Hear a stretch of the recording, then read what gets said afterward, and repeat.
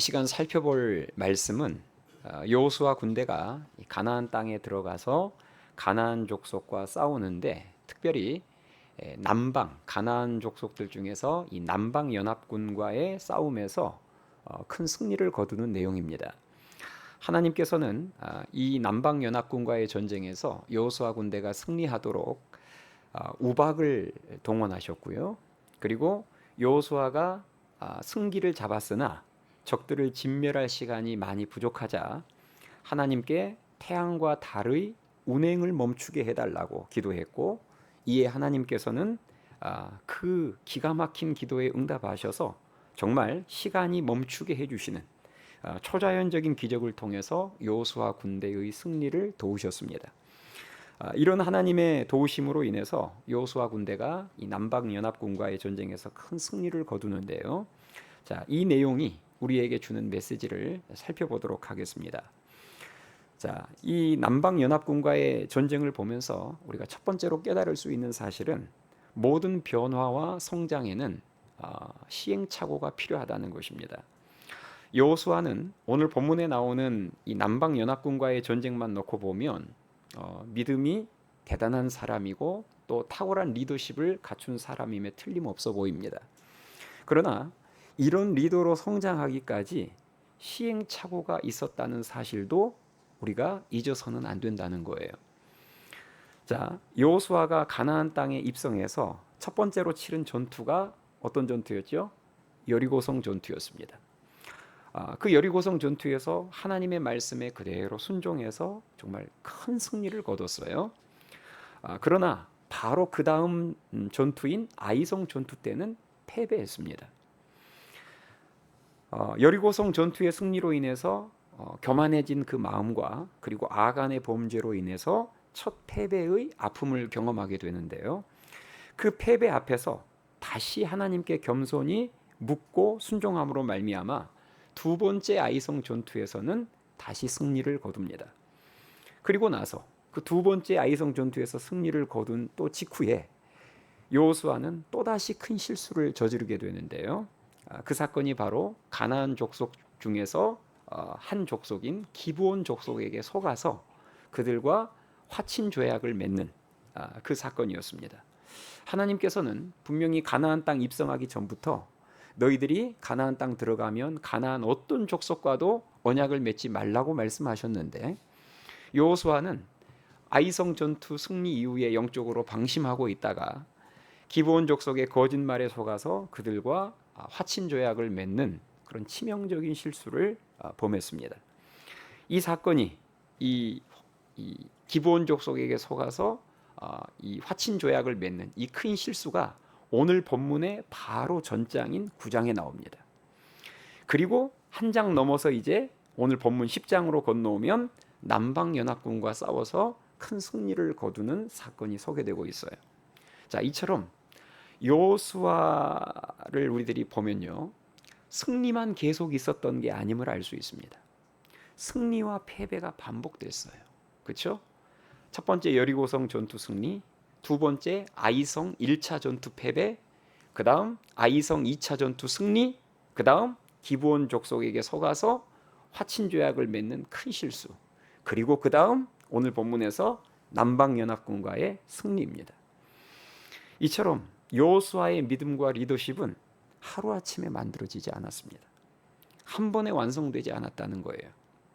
끊임없는 시행착오를 통해서 하나님께서 그 여호수아를 조금씩 빚으시고 만들어 가셨음을 믿으실 수 있기 바랍니다.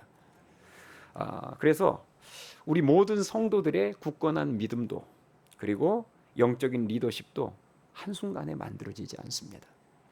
모든 아름다운 신앙의 변화와 그리고 성장에는 반드시 시행착오가 따릅니다.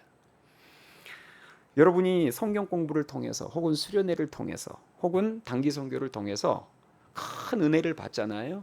그러면 어떤 느낌, 어떤 생각이 드냐면 이제는 내가 믿음의 삶, 승리의 삶을 살 수 있을 것 같다는 그런 생각과 기분이 듭니다. 이제 됐다. 이제 내가 승리할 수 있겠다. 그러나 그것은 어디까지나 우리들의 생각이고 우리들의 느낌일 뿐입니다. 현실은 그렇지 않을 때가 많아요. 뒤돌아서서 그 큰 은혜를 경험했음에도 불구하고 뒤돌아서서 또 무너지고 또 실수하는 연약한 모습들이 우리들에게 있다는 것이죠. 제가 저를 봐도 그렇고 또 우리 성도들을 보면서도 이것을 많이 느낍니다. 모든 아름다운 변화와 성장에는 시행착오가 필요하다라는 사실을 많이 느끼고 깨닫는 거예요. 그러므로 우리에게 큰 은혜 또 큰 승리 이후에 또다시 실수하고 넘어지는 모습이 설령 있더라도 너무 크게 자신에게 실망을 하거나 자신을 정죄하거나 낙심해서는 안 됩니다. 여호수아도 그랬는데요. 여호수아도 그 큰 승리를 거두고 나서 뒤돌아서서 또 실패하고 또 실수하고 넘어졌는데 우리는 어떻겠습니까? 그러나 우리가 이 대목에서 정말 놓치지 않아야 될 진짜 중요한 사실은 이것입니다. 승리 이후에 우리가 얼마든지 다시 넘어질 수 있지만 실수할 수 있지만 진정한 변화와 승리를 원한다면 다시 넘어졌을 때 다시 무너졌을 때 거기에서 포기해버리면 안 되고 다시 일어나서 하나님을 의지함으로 도전하는 모습이 있어야 된다는 것입니다. 이게 중요해요. 여호수아가 진짜 잘했던 것은 실패를 안 한 게 아니에요. 제가 아까 말씀드렸잖아요. 여호수아도 뒤돌아서서 실패하고 뒤돌아서서 실수했어요. 그런데 여호수아가 잘했던 것은 뭐냐? 그 실패와 실수 앞에서도 도전을 멈추지 않았다는 것입니다. 넘어져도 그래, 내가 이렇게 연약한 인생인데 그래서 전능하신 하나님을 의지해야지. 하나님 의지하고 다시 또 도전하고 또 도전했다는 거예요. 그랬을 때 여호수아는 다시 승리를 맛보며 조금씩 성장했습니다. 저는 이번 수련회 때에도 지난주에 있었던 수련회 때에도 이 사실이 마음 깊이 깨달아졌어요. 영적으로 처참하게 무너져서 그 영혼이 완전히 메말라가던 성도들이 이번 여름 수련회에 참석해서 하나님이 주신 그 은혜로 인해서 벌떡 일어서는 모습을 보면서 3박 4일 이전과 이후가 이렇게 다를 수 있을까 싶을 정도로 하나님 주신 은혜로 인해서 다시 벌떡 일어서는 모습을 보면서 성도가 안 넘어지는 것보다 더 중요한 것이 다시 하나님을 찾고 의지하는 것이구나 라는 사실을 깨달았습니다. 우리가 하는 말 중에 성도들이 하는 말 중에 마귀가 제일 좋아하는 말이 무슨 말인지 아십니까? 이제는 다 끝났어. 나는 틀렸어. 이 말을 마귀가 제일 좋아합니다. 내 신앙과 삶이 무너졌을 때 우리가 나는 원래 이래. 나는 이제 틀렸어. 나는 끝났어. 이러면 마귀는 너무너무 좋아하는 거예요. 여러분, 우리가 어떤 영적인 실패와 실수 앞에도 이 끝났다는 말을 함부로 해서는 안 됩니다. 왜냐? 제가 방금 말씀드린 것처럼 모든 실수와 실패는 아름다운 변화와 성장으로 가는 과정이기 때문입니다. 다윗도 실수와 실패가 있었고 여호수아도 실수와 실패가 있었고 모세도 그랬습니다. 여러분, 이제 수련회 갔다 오신 분들 특히 더 그래요. 수련회 갔다 온 이후에 우리 또다시 실수하고 넘어질 수 있습니다. 그것을 우리가 기대해서는 안 되겠지만 그러나 얼마든지 은혜를 여러분들이 아무리 많이 받아도 뒤돌아서서 또 실수하고 넘어질 수 있어요. 그 실수와 넘어짐 앞에서 당황하거나 자신을 너무 정죄하지 마시고 겸손하게 자신의 연약함을 인정하시고 인정해야죠. 하나님, 그렇습니다. 제가 이렇게 연약합니다. 그리고 모든 성장과 변화에 시행착오가 필요한 것도 겸손하게 인정하시고 다시 은혜의 자리에 나와 하나님을 의지함으로 다시 새롭게 도전하면 됨을 믿으실 수 있기 바랍니다.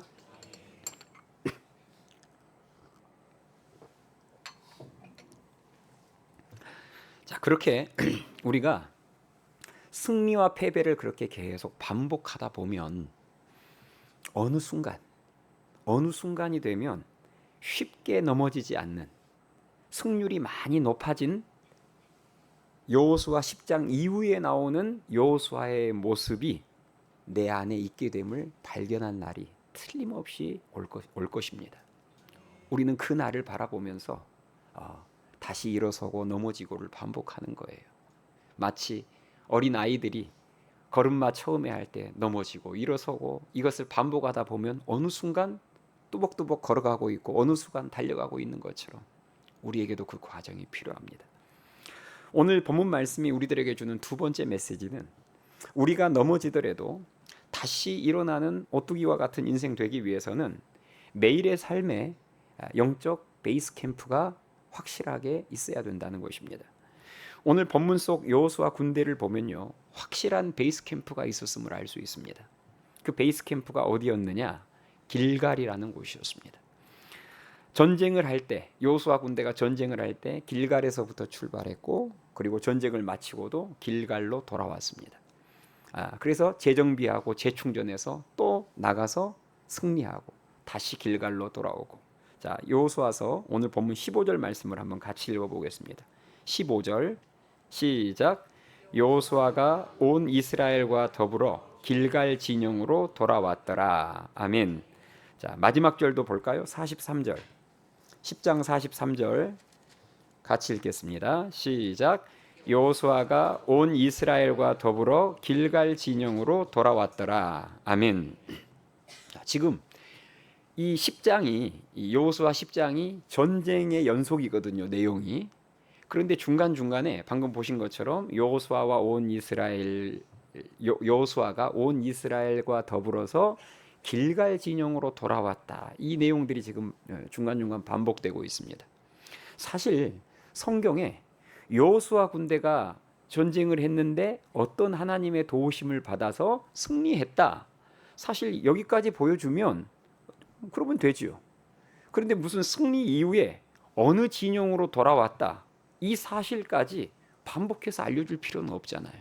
그렇지 않습니까? 성경에 사실 전쟁 기사가 많은데 전쟁할 때마다 전쟁 끝나고 어느 진영으로 돌아갔더라 그렇게 기록되어 있지는 않거든요.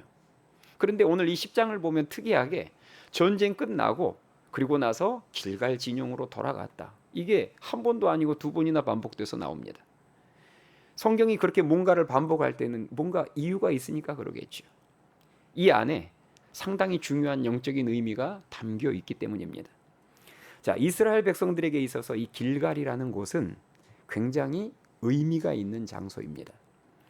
이 길갈이 여호수아서에서 처음으로 어디에서 등장하냐면 여호수아서 4장에서 이 길갈이라는 지명이 처음 등장합니다. 자, 이스라엘 백성들이 가나안 땅으로 가기 위해서는 가나안 땅 입성하기 위해서는 강을 하나 건너야 돼요. 무슨 강이죠? 요단강입니다. 요즘은 애완견들이 죽으면 요단강을 건넜다고 하기도 하고 무지개의 다리를 건넜다고 하기도 하는데 사실 요단강을 건너면 이제 가나안 땅인 거죠.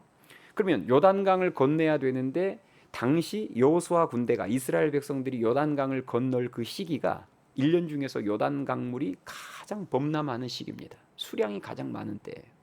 그러니 건널 사람들 입장에서는 가장 건너기가 어려운 때죠.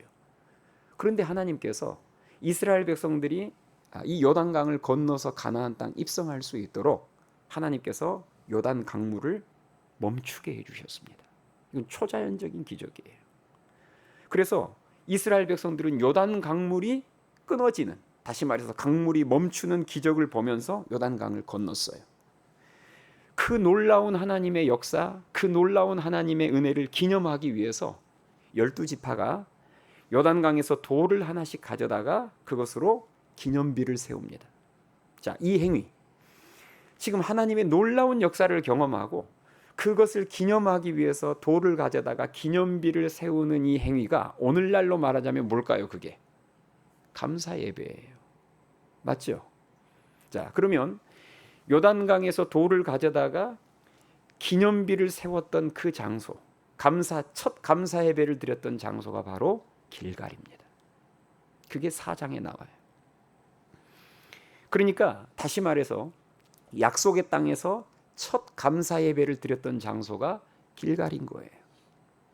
야곱에게 베델이라는 장소가 하나님을 깊이 있게 만나고 첫 예배를 드렸던 장소인 것처럼 길갈은 가나안 땅에 입성한 이스라엘 백성들에게 바로 그런 장소, 그런 예배의 장소였습니다. 그래서 전쟁을 할 때 길갈에서부터 시작해서 길갈로 다시 되돌아온 거예요. 이것은 결국 여호수아 군대의 베이스 캠프가 예배였다라는 영적인 의미를 담고 있습니다. 예배가 그들의 삶의 확실한 베이스 캠프가 되어서 영적인 무게중심이 안정적으로 잘 잡히자 그들은 쉽게 넘어지지 않았고 넘어지더라도 금방 일어나는 오뚜기와 같은 존재가 된 것입니다. 여러분이 예수님의 삶을 한번 생각해 보세요. 사복음서에 나오는 예수님의 삶을 보면 영적 베이스 캠프가 확실한 삶이었다는 것을 우리가 알 수 있습니다. 예수님에게 있어서 길갈은 어디였죠? 산이었습니다. 새벽에 어디로 가셔서? 산으로 나가셔서 산에서 기도하심으로 새벽 기도하심으로 하루 일과를 시작하셨어요. 그리고 하루 사역을 다 마치신 후에도 또 어디로 가셔요? 산으로 가셨어요. 그래서 산으로 가셔서 기도하심으로 하루를 마감하셨습니다. 이렇게 영적 베이스 캠프가 확실한 삶, 영적 무게중심이 확실하고도 안정적인 삶을 사셨기 때문에 흔들림 없이 십자가의 사명을 온전히 이루실 수 있었던 것입니다. 다니엘도 마찬가지죠. 다니엘 같은 경우에는 하루 3번 창가에서 그는 기도했습니다. 그것이 날마다 그의 삶의 영적 베이스 캠프가 되었고 그로 인해서 다니엘 역시 어떤 위험과 고난 앞에서도 쉽게 흔들리지 않는 모습을 우리들에게 보여줍니다. 그러므로 저와 여러분들도 이런 오뚜기와 같은 인생을 살고 싶다면 날마다 영적 베이스 캠프가 확실한 삶이 되어야 될 줄 믿습니다. 중요한 것은 날마다예요. 일주일에 1시간 베이스 캠프를 마련해 두면 안 되고 날마다입니다.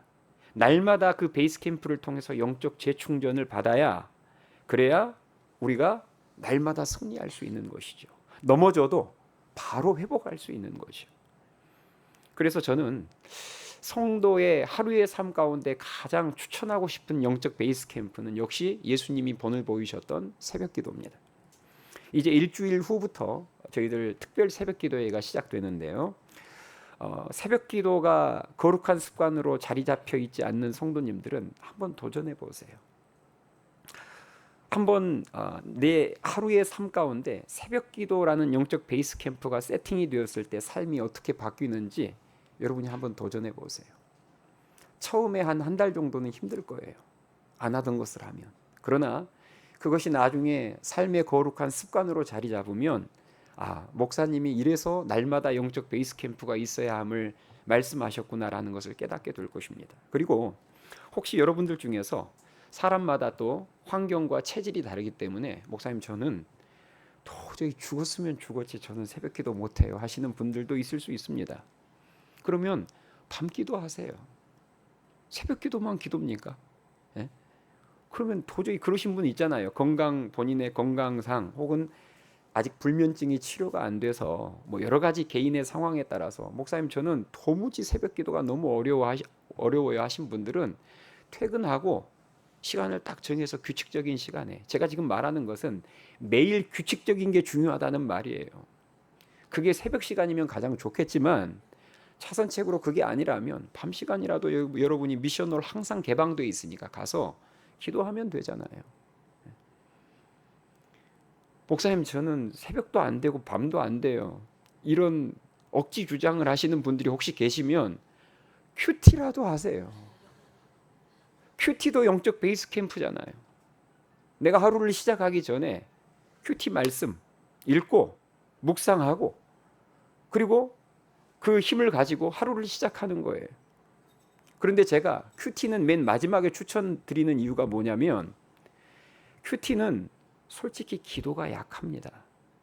그렇지 않아요? 여러분들이 직장에 가서 시간 딱 15분 이렇게 내서 큐티 하잖아요. 그러면 기도는 짧게 할 수밖에 없어요. 그러나 새벽 기도는 다릅니다. 새벽 기도는 찬양도 있고 말씀도 있지만 그 위에 기도의 물이 많이 말씀의 씨 위에 부어져서 이건 여러분 사실 퀄리티가 달라요. 그래서 저는 여러분들에게 새벽 기도를 가장 추천하는 것입니다. 여러분 믿음이 강한 인생과 믿음이 약한 인생의 차이가 뭘까요? 믿음이 강한 인생은 영적인 슬럼프가 전혀 없고 믿음이 약한 인생만 슬럼프가 있을까요? 그렇지 않습니다. 누구에게나 어떤 성도에게나 영적인 슬럼프는 다 찾아옵니다. 그럼 뭐가 다를까요? 믿음이 강한 인생은 영적 슬럼프가 전혀 없는 인생이 아니라 슬럼프가 오더라도 매일 세팅되어 있는 영적 베이스 캠프를 통해서 빨리빨리 최대한 빠른 시간 안에 회복하는 인생인 거예요. 이게 믿음이 강한 자들의 특징입니다. 그런데 믿음이 연약한 자들은 한번 영적으로 무너지면 회복되기까지 반년이 걸리고 1년이 걸리고 속절없이 계속 무너지는 거예요. 스포츠 팀들도 보면 그러지 않습니까? 강팀이라고 안 집니까? 야구가 됐건 축구팀이 됐건 농구팀이 됐건 배구팀이 됐건 강팀도 집니다. 패해요. 그런데 강팀들의 특징은 뭐예요? 연패를 자주 하지 않습니다. 한두 번 패할 수는 있지만 연패로 계속 쭉 이어지지 않고 바로바로 끊어냅니다. 지더라도 한 번, 두 번 지고 바로 승리로 바꿔버려요. 그런데 약팀들의 특징은 뭐예요? 한 번 패하기 시작하면 연패에 연패를 거듭합니다. 그 패배를 끊어내기가 어려운 거예요.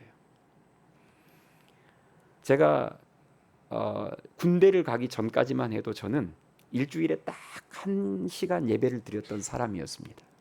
군대 가기 전까지만 해도 저는 모태신앙이에요. 그러니까 정말 어렸을 때부터 교회를 다녔는데 군대 가기 전까지 저는 일주일에 딱 한 번, 주일 오전 예배 한 번 딱 드렸어요. 그런데 제가 군대 가서 하나님을 보다 깊이 있게 만난 다음에 제대하자마자 뭐가 바뀌었냐면 주중 예배를 드리기 시작했고, 주중 예배라는 건 수요 밤 예배를 말해요. 그리고 새벽 기도회를 하기 시작했습니다. 정말 제대한 다음 날부터 새벽 기도회를 제가 시작했어요. 그런데 그때 제가 그렇게 하면서 느꼈던 게 뭐냐면 새벽 기도를 하고 수요 밤 예배를 드리기 시작하니까 전혀 안 넘어지는 게 아니라 넘어져요. 죄짓습니다.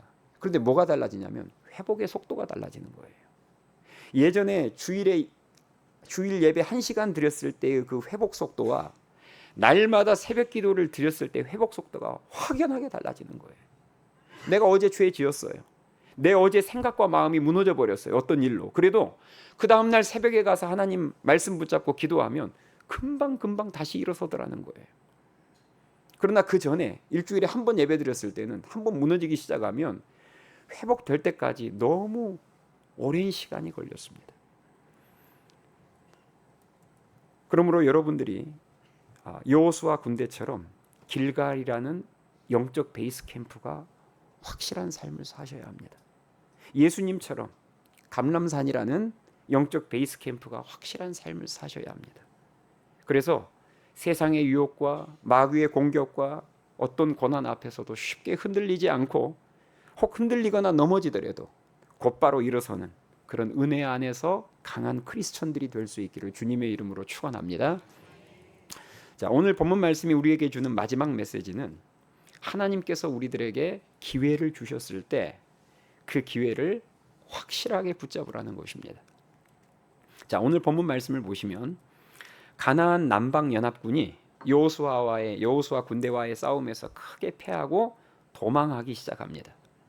자, 이제 전쟁에서 크게 패하고 이 남방 연합군이 도망하기 시작해요. 남방 연합군은 남방에 있는 5개 나라 연합으로 된 군대니까 규모가 어마어마합니다.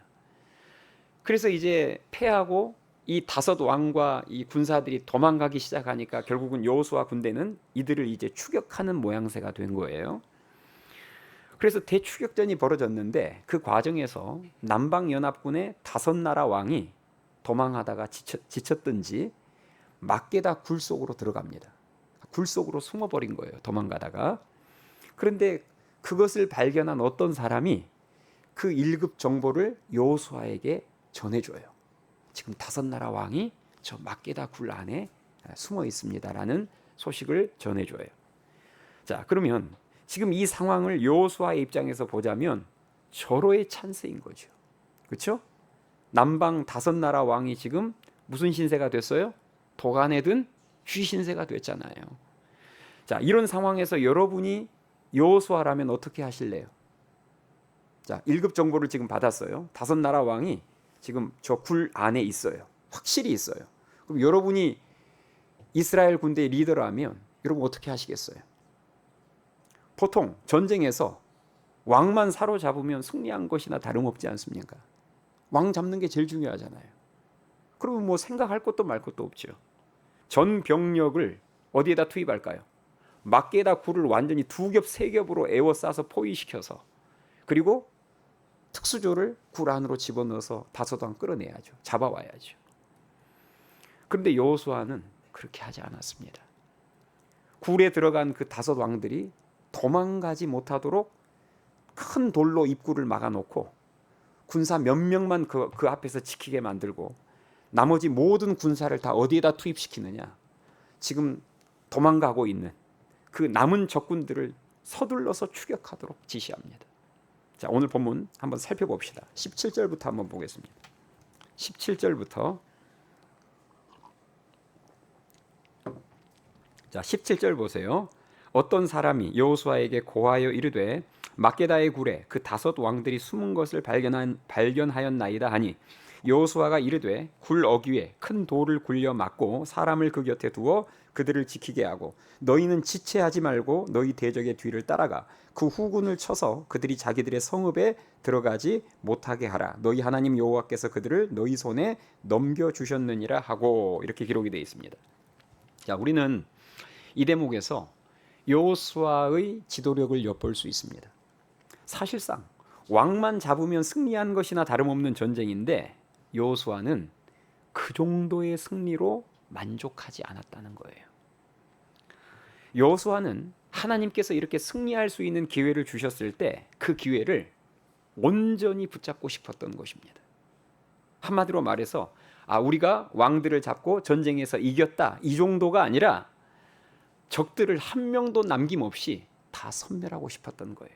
진짜 확실한 승리를 거두고 싶었던 것입니다. 그래서 굴 속에 들어가 있는 왕들은 이미 잡은 것이나 다름없기에 굴 입구를 큰 돌로 막아버리고 사람 몇 명 두어서 지키게 만들고, 나머지 모든 병력을 전부 지금 혼비백산에서 도망가고 있는 적군을 추격해서 섬멸시키도록 지시한 것입니다. 이것이 바로 탁월한 여호수아의 전략이었습니다. 맞죠? 지금 이 도망가고 있는 적들은 왕을 잃어버렸잖아요. 그렇죠? 리더들을 잃고 전열이 흐트러져 있는 상태입니다. 이때는 50만큼의 힘만 가지고 다 죽일 수 있어요. 그러나 만약에 굴 속에 있는 그 다섯 왕들을 체포하고 잡다가 남은 군사들을 놓쳐버리고, 그래서 나중에 시간이 지나서 그 남은 군사들이 다시 전열을 정비해서 다시 쳐들어오면 그때는 50의 힘 가지고 어림없습니다. 그들을 이기기 위해서는 몇 배의 힘이 필요합니다. 여호수아는 그것을 안 거예요. 그래서 그 승리의 흐름을 계속 이어가기 위해서, 보다 확실한 승리를 위해서 우선순위를 어디다 뒀느냐? 도망가는 병사들을 추격해서 그들을 섬멸하라. 그리고 이 다섯 왕들은 묶고 막아놓기만 한 것이죠. 이처럼 승리할 줄 아는 사람들은 흐름을 탈 줄 알고 기회가 왔을 때 기회를 확실하게 붙들 줄 압니다. 반면에 큰 승리를 경험하기 힘든 인생들은 기회가 왔을 때 적당한 수준에서 만족해버립니다. 그러니까 예를 들자면 이런 거예요. 적당한 수준에서 만족한다는 것은 그냥 굴 속에 다섯 왕 있다는 정보 듣고 거기 2겹, 3겹으로 에워싸서 다섯 왕 잡아서 끌어내서, 야, 이제 다섯 왕 다 잡았다. 우리가 전쟁에서 이겼다. 뭐 이 정도면 됐지 하고 만족해버린다는 거예요. 그러나 진짜 승리할 줄 아는 인생들은 다섯 왕 잡는 그 정도로 만족하지 않습니다. 더 완전한 승리를 위해서 분위기가 우리에게 넘어왔고 하나님께서 승리의 기회를 열어주셨을 때 그때 끝장을 본다는 거예요. 지난주에 수련회 있었잖아요. 그러면 제가 이번에 수련회 때 무슨 말을 들었냐면, 한 성도가 이런 이야기를 했어요. 이번에 로마서를 주제로 수련회를 본인이 이렇게 하다 보니까 무슨 마음이 마음속에서 생겼냐면, 수련회 끝나고 집에 가면 내가 이 로마서 말씀을 다시 한번 필사라도 해보면서 이 말씀을 다시 한번 내가 좀 보고 싶다 하는 마음이 들었대요. 여러분, 지금 이 마음이 든 것 자체가 하나님께서 기회의 문을 확 열어주시는 거예요. 여러분, 어디 성도들이 평소에 나는 진짜 요즘 로마서가 읽고 싶어, 이런 성도가 어디 있어요? 예? 지금 자기는 평생 처음 있는 일이에요. 로마서가 내가 한번 읽어보고 싶다. 내가 한번 로마서를 필사해보고 싶다. 이건 하나님께서 말씀의 문을 지금 활짝 열어주고 계신 거예요. 기회입니다. 그러면 그때 그 기회를 놓치면 안 되죠. 내게 그 뜨거운 마음이 생겼을 때, 기회의 문이 열렸을 때, 그때 집에 돌아가자마자 당장 로마서 말씀을 펼쳐서 읽어야 합니다. 그 마음이 식어질 때까지 계속 말 그대로 뽕을 뽑아야 돼요. 그게 지금 여호수아가 보여주는 모습입니다. 한번 문이 딱 열렸을 때, 이 기회가 항상 있는 게 아니다 하는 마음으로 최선을 다해야죠. 그런데 승리를 못 거두는 연약한 인생들의 특징은 뭐냐? 그 하나님이 기회의 문을 열어주셨을 때 절제를 해버립니다. 나 이번에 로마서 말씀 목사님 강의만으로도 충분히요. 그리고 이제 뭐 말씀을 좀 더 읽고 싶은 마음이 들면 이번에는 그래도 내가 3박 4일이나 했으니까 조금 쉬었다가 이제 조금 더 찬바람 불면 나중에 한번 또 읽어보지 하고 기가 막히게 절제를 해버립니다. 다소당 딱 잡고 거기서 끝내버려요. 이번에 수련회 기간에 아마 여러분들도 간증을 여기저기서 들으셨겠지만 방언의 은사를 받는 성도들이 꽤 있었습니다. 그럼 여러분 생각해 보세요. 방언이라는 기도에 관한 하나님의 영적인 은사가 내게 임했다는 말은 하나님께서 무슨 문을 열어주셨다는 말이에요? 기도의 문을 열어주셨다는 증거입니다. 내가 좀 더 깊은 기도의 수준으로 들어갈 수 있도록 하나님께서 지금 기도의 문을 열어주신 거예요. 기회입니다. 그러면 그때 여호수아 같은 인생들은 어떻게 하느냐? 그 기도의 문이 열렸을 때 틈만 나면 와서 그때 기도를 더 열심히 하는 거죠. 최대한 많이 하는 것입니다. 그러면 그 방언의 은사로 끝나는 게 아니라 방언의 은사를 통해서 여러 가지 다른 영적 은사들이 부수적으로 주어질 때가 많습니다. 그런데 승리할 줄 모르는 인생들의 특징은 뭐냐면 방언의 은사를 받았어요. 그러면 나도 이제 해봤네. 됐다. 나도 이제 경험해 봤으니까. 그리고 끝내버립니다. 더 이상 잘하지 않아요. 그러니까 더 깊은 기도의 세계로 더 풍성한 영적인 은사를 못 누리는 거예요. 다소당으로 끝내버리는 거예요, 그냥. 순종도 마찬가지입니다. 여러분, 우리가 신앙생활 하다 보면 은혜 많이 받을 때 갑자기 내가 그동안 순종하지 못했던 것에 대해서 내가 정말 지금 순종하고 싶다는 마음이 확 밀려올 때가 있어요. 그게 하나님께서 기회의 문을 열어주실 때예요. 순종하고 싶다는 마음이 여러분 항상 드는 줄 아세요? 그렇지 않습니다. 우리는 불순종하고 싶은 마음이 훨씬 많이 들어요. 그런데 어느 순간 내가 그것을 순종해 봐야 되겠다라는 마음이 확 왔을 때, 그 뜨거움이 있을 때 그때 바로 순종해 버려야 됩니다. 그게 여호수아와 같은 인생이에요. 그런데 만약에 우리가 그 하나님께서 순종의 기회의 문을 열어주셨을 때 조금 있다가 해서 만약에 이틀, 3일, 한 일주일만 미뤄도요, 그 마음이 싸늘하게 식어버립니다.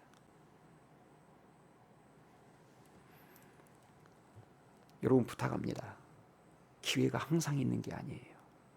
하나님께서 말씀의 기회를, 기도의 기회를, 예배의 기회를, 순종의 기회를, 하나님께서 그런 영적인 기회의 문을 확 열어주실 때 그때가 여러분 정말 완전한 승리를 거둘 수 있는 기회임을 알고 그 기회를 확실하게 붙들 줄 아는 지혜로운 자들이 될 수 있기를 바랍니다.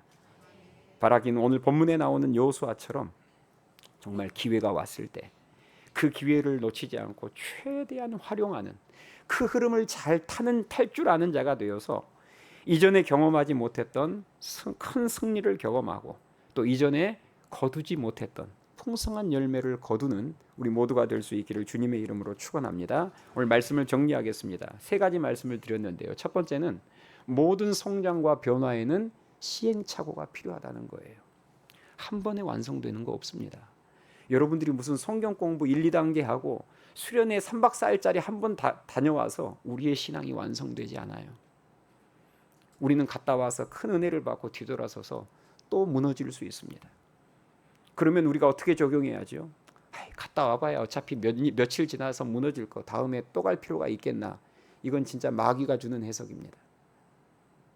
끊임없이 우리는 다시 도전하고 다시 도전하고 이것을 실패와 성공을 반복하는 이 모든 과정을 통해서 우리의 신앙은 조금씩 조금씩 완성되어 가고 성장함을 믿으실 수 있기 바랍니다.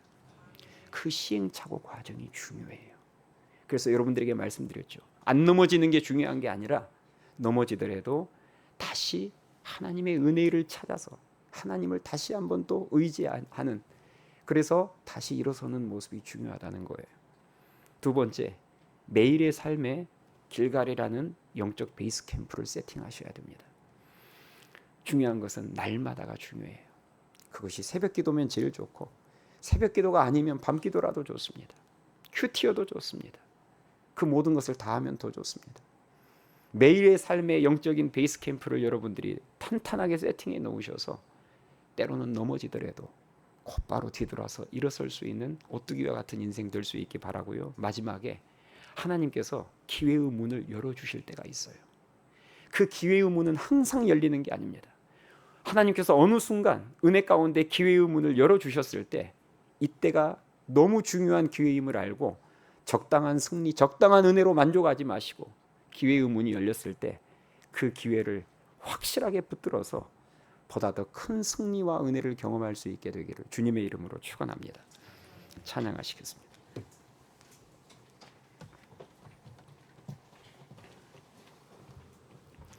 오늘 주신 말씀을 생각하면서 우리 시간 다 같이 찬양합시다. 하나님, 제가 행여 넘어지고 무너지더라도 이 모든 것들이 성장과 완성으로 가는 과정임을 깨닫고 다시 은혜의 자리로 나아가 하나님을 붙들고 일어서는 자가 될 수 있게 도와달라는 마음 가지고 찬양합시다.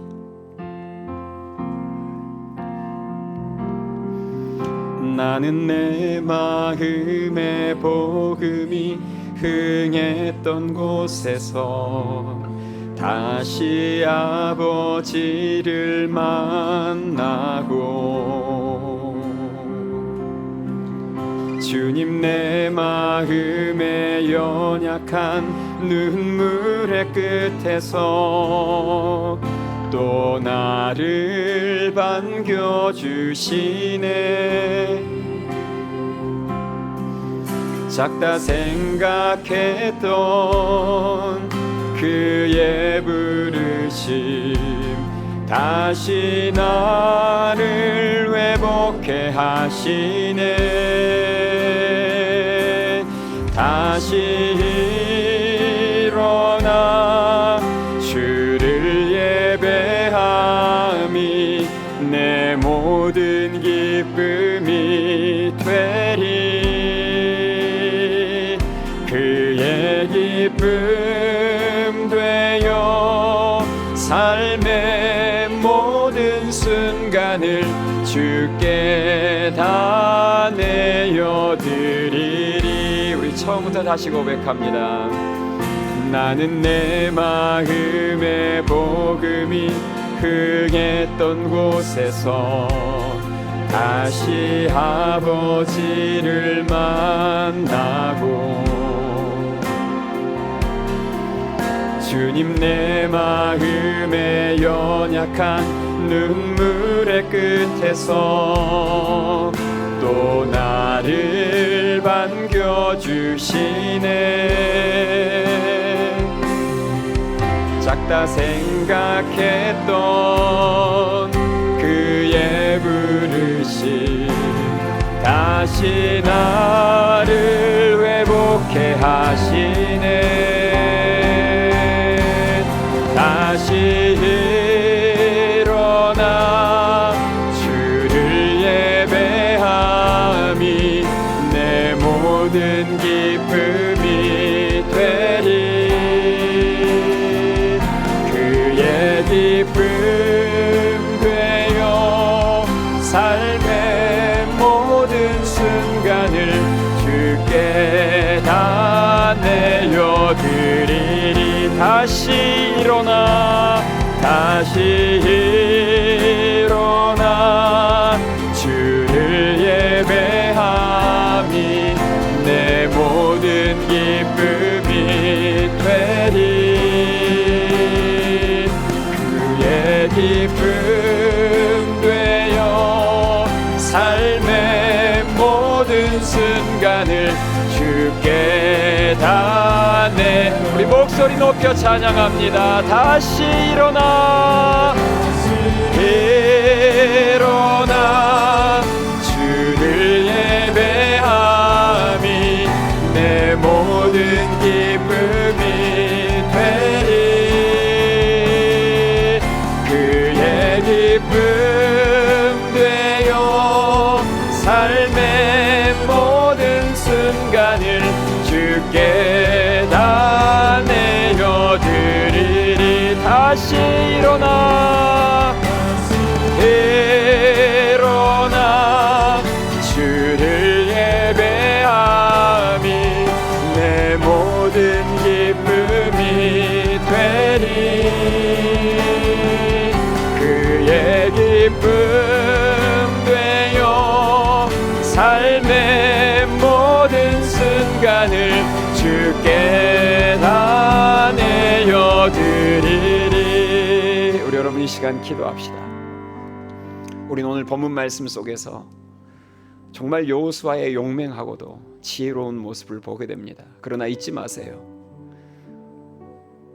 그 용맹함과 굳건한 믿음과 탁월한 리더십이 하루아침에 만들어지지 않았습니다. 끊임없는 승리와 실패를 거듭하며 조금씩 다듬어진 결과예요. 여러분, 우리에게도 시행착오가 필요합니다. 우리도 얼마든지 넘어질 수 있고 우리도 얼마든지 실패할 수 있습니다. 그러나 중요한 것은 그 넘어짐과 실패의 자리에서 다시 하나님을 찾고 의지하여 일어서는 것이 중요합니다. 우리 시간 기도할 때 하나님, 제가 어떤 실수와 실패 앞에서도 좌절하지 않게 하시고 그 하나님의 능력의 손을 붙잡고 다시 일어설 수 있도록 은혜를 더하여 주시옵소서. 그리고 하나님 아버지, 날마다의 삶의 영적 베이스 캠프가 세팅되어서 하나님, 저희들이 잠시 한눈을 팔고 넘어지더라도 곧바로 새벽 기도를 통하여 큐티 말씀을 통하여 곧바로 뒤돌아서서 일어서는 오뚜기와 같은 인생 될 수 있게 도와주시고, 하나님께서 저에게 기회를 주셨을 때 그 기회가 항상 있는 것이 아님을 마음속에 새기며, 기회를 주셨을 때 그 기회를 확실하게 붙드는 우리 모두가 될 수 있게 도와달라고 주신 말씀을 붙잡고 간절히 통성으로 기도함으로 나아가시겠습니다.